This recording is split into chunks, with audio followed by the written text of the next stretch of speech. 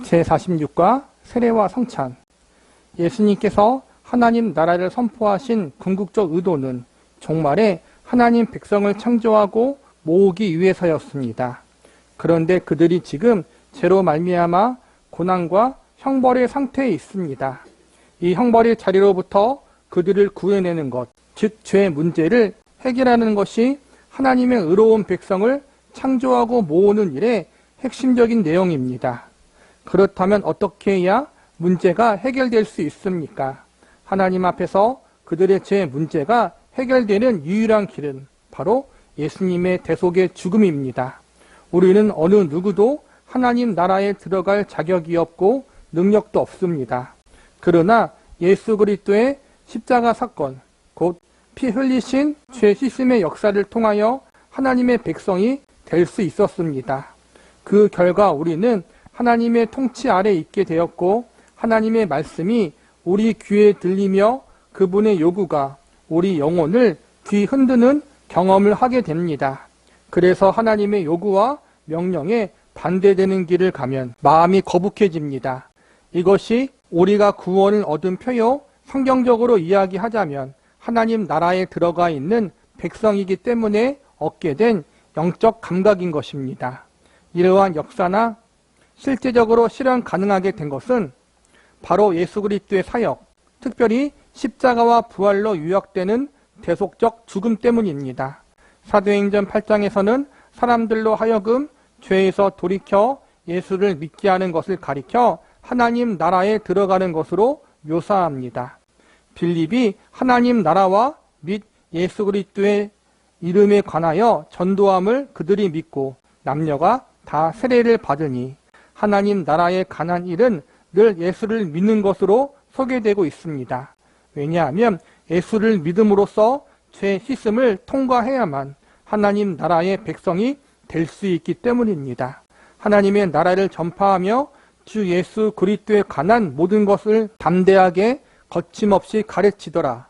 또 이 말씀에서도 사도 바울은 하나님 나라와 예수 그리스도의 사역 간의 밀접한 관계성을 이야기하고 있습니다. 하나님 나라 선포의 궁극적인 목적이 하나님의 백성을 창조하고 모으는 것에 있었다면 예수님의 죽음은 죄 사함을 위한 대속적 죽음으로서 실제로 하나님의 백성을 창조하는 일이었습니다. 하나님 백성의 창조라는 공통 분모로 하나님 나라의 선포와 예수님의 죽음은 직결되며 예수님의 하나님 나라 선포는 예수님의 죽음에 의하여 실제로 성취되었던 것입니다. 예수님께서 선포하신 하나님의 나라, 즉 종말에 하나님의 백성으로 창조하신다는 이 구원의 약속은 예수님의 죽음을 통해 실제로 성취되었습니다. 그렇다면 당연히 예수님의 죽음과 부활에 대한 사도들의 선포는 예수님의 하나님 나라에 대한 선포와 같은 것입니다. 그래서 공관복음에서는 예수님의 중심 메시지가 하나님의 나라인데 사도행전에 나타난 사도들의 설교를 보면 하나님의 나라는 거의 등장하지 않고 대신 예수님의 십자가의 죽음과 부활이 중심 메시지로 등장하고 있습니다. 이는 예수님의 설교 주제가 베드로의 신앙 고백을 기점으로 하여 하나님 나라의 선포에서 예수님 자신의 죽음에 대해 말씀하시는 것으로 달라지고 있다는 사실을 통해서도 잘 드러납니다. 이때부터 예수 그리스도께서 자기가 예루살렘에 올라가 장로들과 대제사장들과 서기관들에게 많은 고난을 받고 죽임을 당하고 제3일에 살아나야 할 것을 제자들에게 비로소 나타내시니 하나님 나라를 선포하시던 그 예수님이 이제는 사도들에 의해서 하나님 나라 선포 대상의 내용이 되었던 것입니다. 예수님이 공생의 기간 동안 가장 많이 선포하고 증거했던 내용 중 하나가 하나님 나라에 대한 거예요. 하나님 나라에 들어가려면, 천국에 들어가려면 그런 얘기를 많이 하셔요. 그런데 이제는 예수님께서 십자가에 돌아가시고 승천하신 이후 그때부터 사도행전이 시작되거든요. 복음서가 끝나고 사도행전이 시작되어서 사도들이 복음을 증거할 때에는 하나님 나라를 직접 선포하고 증거하기보다는 예수님을 증거해요. 예수님을. 자유주의 신학자들이나 문제가 많은 사람들은 예수님은 하나님의 나라와 천국을 증거했는데 교회와 제자들은 예수님을 증거하고 복음을 증거한다. 그래서 잘못된 것이다. 그렇게 복음서와 사도들이 썼던 다른 서신서들을 분리하려고 해요. 근데 아니에요. 예수님이 하나님의 나라를 증거한 것은 궁극적으로 예수님 자신이 십자가에 돌아가심으로 말미암아 죄인인 우리들이 하나님 백성이 되어 하나님의 나라에 들어갈 수 있게 하신다는 것을 알려주고 있다는 거예요. 예수님이 오신 목적이 결국엔 죄인들을 구원하기 위해서잖아요. 그래서 예수님의 십자가의 대속의 죽음으로 말미암아 죄인들이 죄사함을 받아서 하나님의 자녀와 백성이 되어서 하나님 나라를 기업으로 받는 자들이 될 수 있다. 이것이 궁극적으로 예수님이 이 땅에 오신 목적이라는 거예요. 그래서 하나님의 나라와 천국은 오직 예수님으로 말미암아 들어갈 수 있다. 하나님의 백성으로 새롭게 창조되고 태어나는 것은 예수님을 믿음으로만 가능한 것이다. 이것이 예수님이 알려주고자 했던 것이고 성경이 증거하고 있는 복음의 내용이라는 거예요. 그렇다면 예수님을 나의 구세주로 믿어서 하나님의 자녀가 된 사람들, 하나님의 나라와 천국의 백성이 된 사람들은 어떠한 삶을 살아야 하는가? 하나님의 자녀와 백성으로서 우리가 거룩하고 세상과 구별된 삶을 살아야 돼요. 그리고 신앙적인 면에서는 교회로 모여서 함께 하나님을 찬양하고 하나님을 경배하는 삶을 살아야 해요. 그러기 위해서는 필연적으로 우주적인 교회뿐만 아니라 우리가 지금 이 자리에 있는 지역교회 가운데 모여서 함께 하나님을 섬길 수밖에 없어요. 눈에 보이는 교회를 섬길 수밖에 없다는 거예요. 그렇게 눈에 보이는 교회에 참여해서 하나님을 섬기고 하나님의 백성으로 살아갈 때 필연적으로 해야 될 것이 있는데 그것이 바로 세례와 성찬. 세례와 성찬에 대해서 이제 우리가 배우는데 세례와 성찬은 왜 해야 되는 것인가 한번 우리가 알아볼게요. 신앙의 유익을 위한 성례. 성례가 세례와 성찬을 포함하는 거예요. 예수님은 하나님 나라의 구체적인 열매로서 이 땅에 교회를 세우셨으며 교회는 이러한 예수님의 선포와 죽음을 신앙 고백하는 것으로 그 존재를 확인했습니다. 그리고 그 신앙 고백의 표현으로 교회는 규칙적으로 세례와 성찬 예식을 행하고 있습니다. 그러므로 세례와 성찬 예식이 없는 교회는 예수님의 교회가 아니며 비록 성례 의식이 행해지고 있더라도 참여하는 자들이 그 예식의 내용과 의미를 모른 채 형식적으로만 참여한다면 바른 교회의 모습이라고 할 수 없습니다. 성례는 그 자체가 구원의 방편은 아닙니다. 그러나 믿음으로 세례를 받은 자들에게 신앙의 유익을 주기 위하여 성령님께서 역사하시는 하나의 도구입니다. 로마 교회는 7가지 성례를 갖고 있었으나 개혁주의 교회는 세례와 성찬 이 2가지만을 가리켜 성례라고 합니다. 성례는 그리스도께서 다시 오실 때까지 그분의 교회에서 지키라고 명하신 항구적인 제도입니다. 신자들은 성례를 시행함으로써 그리스도와의 친밀한 관계를 확인하고 성례를 통하여 그분의 백성됨과 그들이 그리스도에게 속한 자임을 확인하게 됩니다. 성례는 교회의 공적인 모임에서 시행되며 그 의식을 통해 우리 모두가 그리스도 예수 안에서 함께 결속되는 존재임을 확인하게 됩니다. 성례가 세례와 성찬을 얘기하는 건데 세례는 내가 예수님을 나의 구원자요 나의 주인으로 믿고 영접했다는 것을 함께 예수님을 믿는 신앙의 공동체인 교회 앞에서 증거하고 선포하는 행위예요.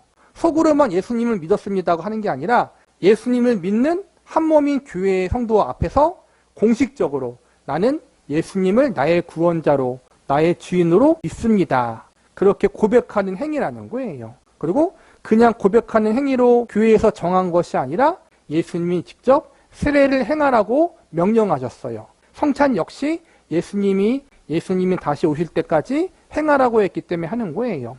성찬식은 떡과 포도주를 통해서 떡은 예수님의 살을, 포도주는 예수님의 피를 의미하거든요.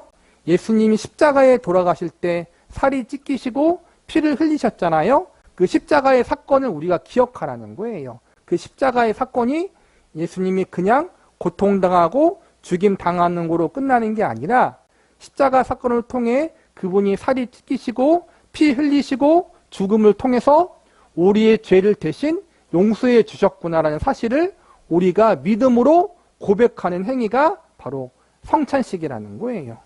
마음속으로 고백하고 끝나는 것이 아니라 성찬을 통해서 그 의미를 더 깊게 되새기고, 성찬을 할 때 혼자 하는 게 아니라 신앙의 공동체가 함께 하잖아요.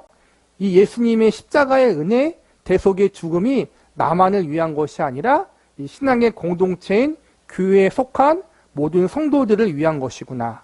나는 혼자 구원받은 것이 아니라 예수님으로 말미암아 나와 동시에 이 많은 사람들이 함께 구원받은 것이구나라는 사실을 알게 하고 배우게 하고 더 깊게 신앙 고백하게 하는 거란 말이에요. 성찬과 세례는 예수님이 명하신 것이고 교회에서 행해져야 한다. 그리고 그 뜻과 의미를 반드시 바르게 알아야 한다. 그래서 세례를 줄 때 그냥 주지 않고 세례 공부를 하잖아요. 내가 왜 세례를 받아야 하는지, 그리고 세례를 받기 전에 복음이 무엇이고 구원이 무엇이고, 그 다음에 내가 왜 죄인이고 왜 예수님이 필요하고, 그걸 다 배운 후에 세례를 받잖아요. 우리가 세례를 받을 때 세례의 의미를 알아야 되고, 성찬식을 행할 때도 성찬의 의미를 우리가 바르게 알아야 되는 거예요. 그래야만 그것을 통해서 성령님이 더 우리 가운데 역사하신다는 거예요. 죽음과 부활에 동참한 세례. 세례는 물로써 성부와 성자와 성령의 이름으로 죄를 씻는 의식이며 실제적으로 우리가 그리스도와 연합됨을 의미하는 의식입니다. 세례는 교회 밖의 사람들에게 베풀지 않고 그리스도를 믿고 그분에게 복종하겠다는 진실한 고백을 하는 자들에게 한해서 비로소 베풀게 되며 신재의 어린 자녀들에게도 베풀게 되어 있습니다. 골로새서 2장 12절에 보면 너희가 세례로 그리스도와 함께 장사되고 또 죽은 자들 가운데 그를 일으키신 하나님의 역사를 믿음으로 말미암아 그 안에서 함께 일으키심을 받았느니라라고 말씀함으로써 세례를 함께라는 개념으로 사용하고 있음을 볼 수 있습니다. 예수님께서 세례 요한의 물 세례 아래로 들어가심으로 죄인인 우리와 동일시 된 것 같이 죽음을 이기신 예수님과 우리가 동질됨으로써 이제 우리 역시 죽음을 이기고 사망이 우리를 붙잡아 둘 수 없게 된 것입니다. 우리가 그분과 동일시되고 동질화되면 그분과 함께 죽음도 가하지만 그분의 죽음은 곧 부활로 이어지기 때문에 우리도 부활할 것입니다. 이제 우리는 예수 그리스도와 함께 세례를 받아 그분과 함께 쌍과 죄에 대하여 죽은 자리에 동참하고 그분과 함께 하나님 안에서 새로 부활하는 자리에까지 동참하게 되는 것입니다. 이것이 골로새서 2장 12절에 함께 장사되고 함께 일으키심을 받았다는 말씀의 의미입니다. 예수 그리스도께서 우리와 동일시되어 물세례를 받은 것 같이 우리도 예수 그리스도의 이름으로 세례를 받아 그분과 동일시되어 그 안에서 들어감으로 그분이 사망을 통과한 일에 내가 동참한 자가 되고 싶다는 신앙 고백의 행위가 바로 세례입니다. 연합되기 위해서는 동질화되고 통일시되어야 합니다. 그래서 세례를 연합이라는 말로 많이 일컫기도 합니다. 무릇 그리스도 예수와 합하여 세례를 받은 우리는 그의 죽으심과 합하여 세례를 받은 줄 알지 못하느냐. 그러므로 우리가 그의 죽으심과 합하여 세례를 받음으로써 그와 함께 장사되었나니 이는 아버지의 영광으로 말미암아 그리스도를 죽은 자 가운데서 살리심과 같이 우리 또한 새 생명 가운데에서 행하게 하려 함이라. 만일 우리가 그의 죽으심과 같은 모양으로 연합한 자가 되었으면 또한 그의 부활과 같은 모양으로 연합한 자도 되리라. 우리가 알거니와 우리 옛사람이 예수와 함께 십자가에 못 박힌 것은 죄의 몸이 죽어 다시는 우리가 죄에게 노릇하지 아니하려 함이니 이는 죽은 자가 죄에서 벗어나 의롭다 하심을 얻었음이라. 만일 우리가 그리스도와 함께 죽었으면 또한 그와 함께 살 줄을 믿노라. 무슨 말입니까? 예수 그리스도의 이름으로 세례를 받음으로 그분과 함께 죽은 자리에 동참하고 하나님 안에서 새로 부활하는 자리에까지 동참하게 된다는 것입니다. 의로운 자로 다시 살기 위해 하나님의 자녀로 살기 위해 죽음의 자리로 간 것입니다.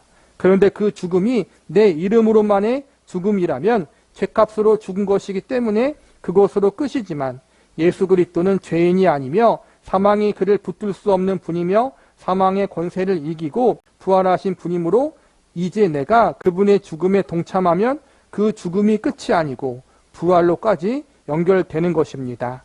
이것이 세례가 갖는 뜻입니다. 이 세례의 효능은 시행하는 순간에만 나타나는 것으로 제한되지 않습니다. 하나님의 은혜의 내적 역사는 세례 집행 전이나 그 순간이나 그 후에도 올 수 있습니다. 그러나 그 방법에 상관없이 그 의미는 동일합니다. 또한 이 세례는 오직 한 번만 중요한 것이 아닙니다. 이 의식이 집행될 때마다 그 의미를 우리 마음에 다시 새겨야 할 것입니다. 세례의 의미를 이야기하는 거예요. 세례를 받을 때 우리가 보통 물을 뿌리는 약식 세례를 하지만 원래대로 하자면 물에 들어갔다가 나오는 거예요.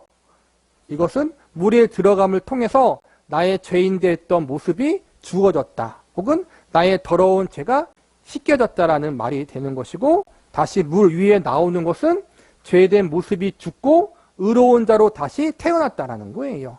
죄가 깨끗이 씻겨져서 깨끗한 자로 새롭게 거듭났다라는 것을 표현하는 거예요. 이것을 십자가로 적용하면 물에 들어가는 행위는 예수님이 십자가에서 나의 죄를 대신해서 죽었다는 사실을 내가 믿는 것이고, 물에서 나온 것은 그 십자가에 죽으신 예수님이 나를 의로운 자로 다시 살리고 하나님의 자녀, 천국의 백성으로 거듭나게 하기 위해서 부활하신 것이 나의 사건이 되고 나의 일이 된다는 것을 믿는 거예요. 그래서 세례는 예수님의 십자가 사건과 부활의 사건의 연장선에 있는 거란 말이에요. 이러한 사실들을 내가 믿는다는 것을 세례 가운데 고백하는 것이고, 또 세례하는 사람은 한 번만 받는 거지만 세례를 받을 때 성도들이 다 함께 참관하잖아요. 그걸 통해 나도 세례를 받았던 과거의 경험을 다시 새기면서 나도 예수님과 함께 십자가에서 죽었고 예수님과 함께 다시 부활했구나라는 사실을 다시 한번 되새기게 되는 그러한 시간들이 되어야 된다는 거예요. 그리고 또 십자가에 돌아가신 예수님, 부활하신 예수님, 나를 죄에서 용서하시고 천국의 백성으로 삼으신 예수님은 지금도 살아계셔서 내 인생과 운명을 책임지고 있다는 사실을 세례를 통해서 또 성찬신을 통해서 다시 한번 고백하고 알아가는 시간이 되는 거란 말이에요. 예수님의 대속의 죽음의 의미인 성찬. 그러면 성찬은 무엇입니까? 주님의 성찬은 그리스도께서 정하신 대로 그분의 죽으심을 상징하는 떡과 포도주를 그분이 다시 오실 때까지 나누는 예식입니다. 이 성만찬에서는 크게 두 가지 요소가 있습니다. 그 첫째는 떡을 떼는 일과 포도주를 붓는 행위며, 둘째는 그 행위에 이어 너희를 위하여 주는 내 몸과 많은 사람을 위하여 흘리는 나의 피, 곧 언약의 피라는 예수님의 설명입니다. 특별히 잔의 말씀을 중심으로 생각해 보면 구약에서 가르치고 기다려왔던 구원의 내용이 이제 예수님의 죽음을 통해 성취되고 있음을 명확히 알 수 있습니다.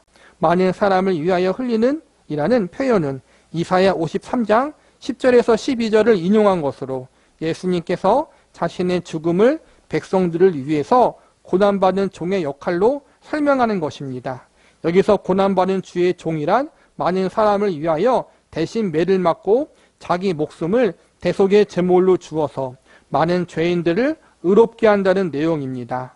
이것을 예수님이 잔의 말씀에서 인용한 것입니다. 언약의 피라는 표현은 하나님께서 모세가 시내산에서 드린 언약의 제사를 통해 이스라엘 백성들을 자신의 백성으로 삼는 장면이 묘사된 출애굽기 24장 8절에 인용한 말씀입니다. 모세가 그 피를 가지고 백성에게 뿌리며 이르되, 이는 여호와께서 이 모든 말씀에 대하여 너희와 세우신 언약의 피니라. 그러므로 예수님은 모세가 했던 것처럼 이제 그 다음날 이루어질 자신의 피 흘림으로 제자들을 하나님 나라의 백성으로 삼으신다는 말씀입니다. 또한 에레미야 31장 33절에서는 이스라엘 백성이 시내산에서의 언약을 지키지 않으므로 하나님께서 이스라엘 민족을 심판하고 남은 자들과 새로운 언약을 세울 것임을 예언하고 있는데, 예수님께서 자신의 죽음을 바로 이 새 언약의 제사로 말씀하고 계십니다. 여호와의 말씀이니라, 보라 날이 이르르니 내가 이스라엘 집과 유다 집에 새 언약을 맺으리라. 이상에서와 같이 예수님은 자신의 죽음을 새 언약을 세우시는 제사로 보았고 자신의 대속의 죽음으로 하나님의 의로운 백성이 창조된다고 말씀하십니다. 이것을 신앙으로 받아들이고 고백하는 것이 성찬의 의미입니다. 그러므로 성찬이 행해질 때는 반드시 그 행위와 함께 그 행위를 설명하는 말씀이 동반되어야 하는 것입니다. 이 성찬은 단순히 과거의 사건을 추억하는 기념 행사가 아닙니다. 오늘날에도 이 예식이 행해지는 곳에 그리스도의 죽으심의 공유가 실제로 적용되고 성령님께서 역사하고 계십니다. 그래서 이 성찬에 참여하는 자들은 성령의 역사를 기대함 없이 아무렇게나 참여하는 오류를 범하지 않도록 자신을 살펴야 할 것입니다. 성찬의 의미를 지금 이야기하는 거죠. 성찬식에서 우리가 먹는 떡 그리고 포도주, 이것은 예수님의 살과 피를 의미하는 거예요. 이 살과 떡을 우리가 먹음으로 말미암아 예수님의 십자가 사건이 나의 사건이구나, 나의 죄를 위해서 예수님이 피 흘리시고 살을 찢기시고 죽으셨구나, 그러므로 내 죄가 용서받았구나라는 것을 우리가 다시 한번 마음 가운데 되새기고 알아가는 시간이 되는 거예요. 교육적인 차원에서, 그리고 교육적인 차원을 넘어서 우리가 그 예수님의 십자가의 의미를 더 깊이 되새기고 마음 가운데 깊이 받아들일 때 성령님께서 우리 가운데 더 풍성히 역사하사 우리의 믿음을 더욱더 굳건하게 해주신다는 거예요. 우리 개혁교회, 개신교교회, 장로교회는 눈에 보이는 상징성을 강조하지 않아요. 그리고 조심해요. 왜냐하면 성경에는 하나님의 형상을 만들지 말라고 얘기했고 하나님을 드러내는 그 어떠한 것도 눈에 보이게 만들지 말라고 했기 때문에, 그런데 유일하게 눈에 보이는 상징성을 강조하는 것이 있는데 그게 바로 세례와 성찬이라는 거예요. 그래서 세례와 성찬을 눈에 보이는 말씀이라고 해요. 세례와 성찬을 통해서 귀로만 듣는 말씀이 아니라 눈으로 직접 그 말씀이 어떻게 시행되고 적용되는지를 배우라는 거예요. 세례와 성찬을 행하는데 그때마다 우리가 이 의미를 기억하면 좋고, 세례를 받으신 분이 계시고 앞으로 받으실 분이 계셔요. 이러한 내용이 있다는 것을 알아두시고, 또 오래전에 배워서 또 가물가물하신 분들은 다시 한번 그 내용들을 깊이 새길 수 있는 시간이 되기를 바랍니다.